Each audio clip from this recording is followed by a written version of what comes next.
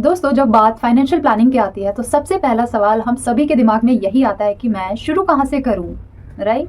मैं अपने अर्निंग को या मैं अपने पैसों को किस तरह से मैनेज करना, सेव करना, इन्वेस्ट करना स्टार्ट करूँ, ठीक है? But let me tell you guys, there are lots of videos on social media on the topic how can I manage my money, how can I manage my finances, how can I set my budget, etcetera etcetera. But जब हम अपने point of view से अपने earning के according अपने personal finance के बारे में सोचते हैं, then we all got stuck. Why? Because as I told you guys, there are lots of sea of information on social media which is given by experts, right? But still we all got stuck because we don't find them useful according to our perspective and financial condition, right? सो इसके लिए guys मैं आप सभी के लिए एक easy and effective step by step financial guide लेकर आई हूँ, जिनको फॉलो करके आप स्मार्ट फाइनेंशियल प्लानिंग कर सकते हैं and then you start saving and investing too, okay? And easily आप अपने मनी को मैनेज कर सकते हैं, ओके? अब आप सोचेंगे कि यार मुझे तो इन्वेस्टिंग आती नहीं, so how will I do that?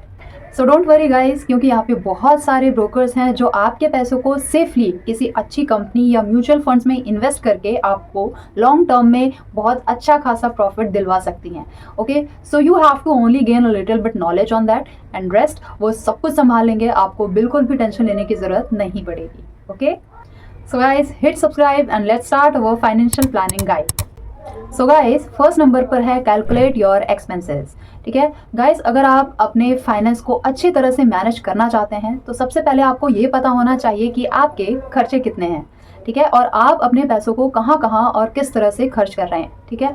आप आराम से एक पेन और पेपर लेकर बैठ जाइए और अपने पिछले मंथ के जितने भी एक्सपेंसेस हैं, खर्चे हैं, वीकली है, मंथली है, ठीक है, वो सारे आप कैलकुलेट करिए, एक पेपर पर नोट करिए और उन्हें एनालाइज करिए, ठीक है, कि आपने कहाँ कहाँ पर कितना कितना अमाउंट खर्च किया है। इसके अलावा मैं आपको बता दूंगा, इस एक्सपेंसेस दो तरह के होते हैं, ठीक है? एक होता है फिक्स्ड एक्सपेंसेस और दूसरा होता है फ्लक्चुएटिंग एक्सपेंसेस, ठीक है? फिक्स्ड एक्सपेंसेस में आपके वो सभी खर्चे आ जाते हैं जो आप मंथली करते हैं, जो कि फिक्स्ड होते हैं, यानी कि जैसे कि आपके मोबाइल बिल्स, इलेक्ट्रिसिटी बिल्स, आपका घर का रेंट, ठीक है, आपकी EMIs और आपने कोई सब्सक्रिप्शन ले रखा है जिन्हें आपको मंथली कुछ भी हो जाए आपको पे करना ही है, ठीक है? तो वो जो खर्चे होते हैं वो आपके फिक्स्ड होते हैं, वो आपको करने ही होते हैं, ठीक है? And guys, second type fluctuating expenses वो होते हैं जिन्हें आप मंथली, वीकली, रैंडमली खर्च करते हैं, ठीक है? जैसे कि मूवीज़ देखना, ठीक है? जैसे कि आप अपने दोस्तों के साथ बाहर चले गए कुछ खाने पीने के लिए, पार्टी करना, कहीं घूमने जाना या अपने लिए शॉपिंग करना या हाउस होल्ड स्टफ बाय करना, ठीक है, ग्रॉसरीज खरीदना। सो ये सारे जो एक्सपेंसेस हैं ये आपके फ्लक्चुएटिंग एक्सपेंसेस में आ जाते हैं, ठीक है, जिनकी वजह से आपके लाइफ में कोई मेजर इफेक्ट नहीं पड़ता है, ठीक है? अगर आप ये एक्सपेंस ना भी करें तो आपके लाइफ में कोई मेजर इम्पैक्ट नहीं पड़ेगा, राइट? तो ये जो सारे खर्चे होते हैं ये आपके फ्लक्चुएटिंग एक्सपेंसेस में आते हैं, ठीक है? So guys, it is very important कि आप आराम से 1-2 घंटे का टाइम लेकर एक पेन और पेपर लेकर बैठिए, अपनी लास्ट मंथ की बैंक स्टेटमेंट ओपन करिए, जितने भी ऑनलाइन ट्रांजैक्शंस हैं उनको ओपन करिए और एक पेपर पर सारे ट्रांजैक्शन, सारे खर्चे नोट करिए, ठीक है? उसके बाद आपको क्या करना है, उन सभी एक्सपेंसेस में से ये एनालाइज करिए कि कितने एक्सपेंसेस आपके फिक्स्ड एक्सपेंसेस हैं और कितने एक्सपेंसेस आपके फ्लक्चुएटिंग एक्सपेंसेस हैं, ठीक है? इससे क्या होगा, इससे आपको क्लियर पता चल जाएगा कि आपका पैसा कहाँ कहाँ पर किस किस तरह से खर्च हो रहा है, ठीक है? इसके बाद हम मिलकर एक अच्छी और इफेक्टिव फाइनेंशियल प्लानिंग और फाइनेंशियल हैबिट बिल्ड कर पाएंगे, ठीक है? सो गाइस, सेकंड नंबर पर आता है क्रिएट अ बजट। दोस्तों, बजट बनाने से हम सभी को अपने एक्सपेंसेस को, अपने फाइनेंसेस को मैनेज करने में हेल्प मिलती है, ठीक है? और हमेशा आपको ये ध्यान रहता है कि आपको अपने बजट के अंदर ही अपने खर्चों को मैनेज करना है, ठीक है? इससे क्या होता है, इससे आप ओवर स्पेंडिंग नहीं करते हैं, इससे आपको सेविंग्स में भी हेल्प मिलती है and then you can also start investing. And most important, एक अच्छा बजट क्रिएट करने के लिए आप 50-30-20 रूल फॉलो कर सकते हैं, जिसमें आपके इनकम का 50% आपके फिक्स्ड एक्सपेंसेस के लिए होगा, 30% आपके फ्लक्चुएटिंग एक्सपेंसेस के लिए होगा एंड 20% आप अपने सेविंग्स और इन्वेस्टिंग के लिए रख सकते हैं। So this is the most easiest and effective way to create a budget at initial stage, okay? And most important, always remember कि आपके expenses आपके income से ज़्यादा नहीं होने चाहिए, otherwise this will be not beneficial at all. So guys, third number पर है create an emergency fund. So guys we all know कि हमारी लाइफ में इमरजेंसीज कभी भी आ सकती हैं, राइट? और हम सभी ये भी जानते हैं कि आजकल की ये जो जनरेशन है, कोई भी नहीं, आई मीन कोई भी नहीं आपके साथ खड़ा होने वाला, ठीक है? At the end only you have to take a stand and manage all the things on your own. So अच्छा होगा कि उस सिचुएशन के लिए हम सभी पहले से ही प्रिपेयर रहें, राइट?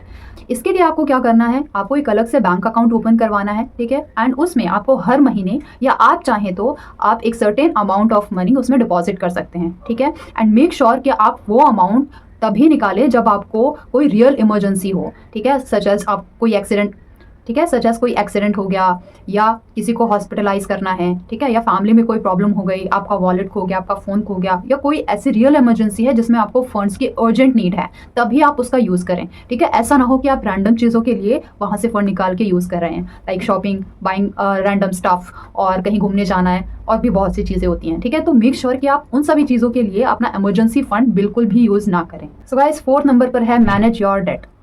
दोस्तों मैं आपको बता दूं कि अगर आपको एक अच्छी फाइनेंशियल फ्रीडम चाहिए ना, तो आपको ये हमेशा ध्यान रखना है कि आपके जो डेट हैं वो हमेशा कम से कम होने चाहिए, ठीक है? क्योंकि जब आपके बहुत ज़्यादा डेट होते हैं ना, तो आपका मोस्ट ऑफ द पैसा तो सारा उन्हीं में ही चला जाता है। देन आप बचा क्या पाएंगे, इन्वेस्ट क्या करेंगे, और अपने अमाउंट को मैनेज कैसे करेंगे, ठीक है? उसमें आपके पास ज़्यादा कुछ बचता ही नहीं है अपने पैसे को इन्वेस्ट करने के लिए या सेव करने के लिए, ठीक है? So it is very important कि जितना कम से कम डेट होगा उतना ही बेनिफिशियल होगा आपके लिए, ठीक है? सो इसके लिए जिस तरह से हमने एक्सपेंसेस की एक लिस्ट बनाई थी, उसी तरह से हम सारे जितने भी हमारे डेट हैं, लोन्स हैं, उनकी लिस्ट बना लेंगे, ठीक है? चाहे वो होम लोन हो, कार लोन हो, या डेबिट और क्रेडिट कार्ड लोन हो, ठीक है? आपको सबकी एक लिस्ट बना लेनी है, ठीक है? इसके बाद आपको ये एनालाइज करना है कि उनमें से कौन कौन से डेट हैं जिनका इंटरेस्ट रेट स्मॉलर है, ठीक है? और कौन कौन से ऐसे डेट हैं, लोन्स हैं, जिनका इंटरेस्ट रेट हायर है, ठीक है? And after that you have to create a debt repayment plan. And इसके अंदर आपको 2 मेथड्स का यूज़ करना है। फर्स्ट है pay off debt with smaller interest rate, second है आपका pay off debt with higher interest rate, ठीक है? तो इसमें जो आपका फर्स्ट मेथड है pay off debt with smaller interest rate, यानी कि जिनका इंटरेस्ट रेट कम है और जिनका बैलेंस सबसे कम है, आपको वो लोन्स, वो डेट सबसे पहले खत्म करने हैं, ठीक है? उसके बाद आप वो डेट या लोन पे कर सकते हैं जिनका इंटरेस्ट रेट हायर है, ठीक है? लेकिन ये होगा कैसे? तो इसके लिए भी अगेन आप 2 मेथड्स यूज़ कर सकते हैं। फर्स्ट है पे more than minimum.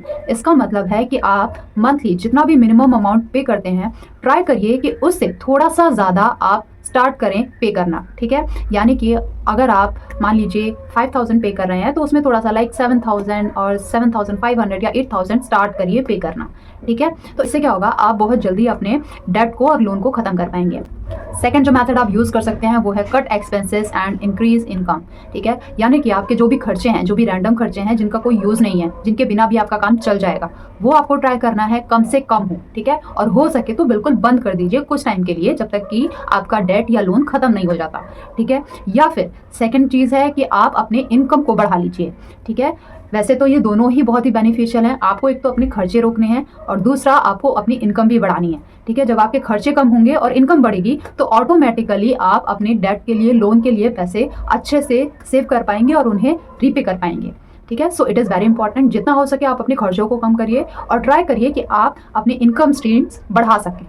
So guys, 5th जो स्टेप है वो है सेविंग एंड इन्वेस्टिंग। गाइज मैं आपको बता दूं, अगर आप अभी अपने 20s में है ना, तो make sure please, it's a huge request कि आप सेविंग और इन्वेस्टिंग करना स्टार्ट कर दीजिए, ठीक है? क्योंकि अगर आपने मान लीजिए 20 ईयर्स की एज में इन्वेस्टिंग स्टार्ट कर दी, तो 30 ईयर की एज में आते आते, यानी 30 साल की उम्र में आपके पास एक अच्छा खासा अमाउंट होने वाला है, ठीक है? क्योंकि इन्वेस्टिंग की जो पावर है ना, यू कांट इमेजिन। इंटरेस्ट पे इंटरेस्ट मिलता है, यानी कि कंपाउंड इंटरेस्ट मिलता है आपको, आपका जो भी इन्वेस्टेड अमाउंट होता है उस पर, ठीक है? So it is very very beneficial for you. मुझे तो उतना पता नहीं था, सो मैंने 3 साल अपने वेस्ट कर दिए यूं ही, क्योंकि मुझे उतनी नॉलेज नहीं थी, उतना पता नहीं था कहाँ से कैसे करना है, डर भी लगता था कहीं पैसे चले गए तो ये सारी चीज़ें थी। बट आज के टाइम पे इतना ज़्यादा इन्फॉर्मेशन अवेलेबल है सोशल मीडिया पर, आप उनको जाके चेकआउट कर सकते हैं, पढ़ सकते हैं, समझ सकते हैं। एंड आफ्टर दैट जितनी जल्दी हो सके आप अपने पैसों को बचाइए और उन्हें इन्वेस्ट कीजिए, ठीक है? क्योंकि आपके फ्यूचर के लिए ये बहुत बहुत ज़्यादा बेनिफिशियल होने वाला है, ठीक है? इन केस फ्यूचर में आपको अगर अब्रॉड जाना पड़ गया स्टडीज़ के लिए, ठीक है, या आपको कोई घर बनाना है, ठीक है, या आपको कोई इमरजेंसी पड़ गई इन फ्यूचर, या आपको कुछ अपने लिए ख़रीदना है, कार लेनी है, ठीक है, तब आपको मतलब आपके इनकम पर डिपेंड नहीं रहना पड़ेगा, ठीक है। आपको वहाँ से इंटरेस्ट ही इतना मिल जाएगा कि आप आराम से अपने खर्चों को, अपने डिज़ायर्स को पूरा कर सकते हैं, ठीक है। ये होती है इन्वेस्टिंग की पावर। सो ये मेरी ह्यूज रिक्वेस्ट है आप लोगों से कि आप जितनी जल्दी हो सके सेविंग और इन्वेस्टिंग स्टार्ट करिए, ठीक है। इनफैक्ट आजकल तो मार्केट में इतने सारे ब्रोकर्स अवेलेबल हैं, जैसे ग्रो हो गया, जीरोदा हो गया, इंड मनी हो गया, जो कि आपके पैसों को एक अच्छे कंपनी में या अच्छे म्यूचुअल फंड्स में इन्वेस्ट कर देते हैं, ठीक है। और आपको एक सर्टेन पीरियड ऑफ टाइम पर एक अच्छा खासा अमाउंट पे करते हैं, ठीक है, आपको दिलवा सकते हैं। तो ये बहुत अच्छी चीज़ है, आपको स्टार्टिंग से ही इन्वेस्टिंग शुरू करनी चाहिए, ठीक है। इनकी बहुत अच्छी चीज़ें हैं, आप जाके पढ़िए, इन चीज़ों के बारे में जानिए, म्यूचुअल फंड्स क्या होते हैं, स्टॉक्स क्या होते हैं, शेयर्स क्या होते हैं, बॉन्ड्स क्या होते हैं, ठीक है। इन सब चीज़ों के बारे में नॉलेज लीजिए और अपनी इन्वेस्टिंग जर्नी स्टार्ट करिए, ठीक है। आपको इन फ्यूचर किसी भी चीज़ का बर्डन नहीं लेना पड़ेगा, आपके पास इंटरेस्ट ही इतना आ जाएगा कि आप सोचेंगे कि मैं कहाँ खर्च करूँ, ठीक है। लेकिन वो तभी होगा जब आप एक लॉन्ग टर्म के लिए इन्वेस्टमेंट करेंगे। ऐसा नहीं है कि आपने आज इन्वेस्ट किया और 2 साल के बाद आप लखपति बन गए या करोड़पति बन गए, ऐसा मत एक्सपेक्ट करिएगा, ठीक है। आप जाके फुल नॉलेज लीजिए, अच्छे से समझिए, सोचिए, उसके बाद इन्वेस्ट करिए। लेकिन ये है कि अगर आप लॉन्ग टर्म में इन्वेस्ट करते हैं तो आपको अच्छा खासा बेनिफिट मिलने वाला है, ठीक है। सो गाइज, उम्मीद करती हूँ ये वीडियो आपके लिए बहुत ही बेनिफिशियल रही होगी एंड आपको बहुत ही हेल्पफुल भी लगी होगी। एंड इसके अलावा अगर आपको कोई सजेशन है मेरे लिए तो please drop a comment in the comment box. And अगर आपको किसी स्पेसिफिक टॉपिक पर वीडियो चाहिए तो प्लीज़ वो भी मुझे सजेस्ट करिएगा। And yes, thank you so much for supporting me like this and always being with me.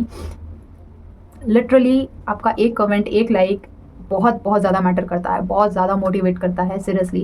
And मैं आपके लिए इसी तरह से इंपॉर्टेंट टॉपिक्स पर वीडियो लाते रहूँगी। So please do subscribe to my channel and always being with me and I am always there for you. So मिलते हैं नेक्स्ट वीडियो में गाइस, अपना ख्याल रखिएगा, तब तक के लिए टाटा बाय, सी या।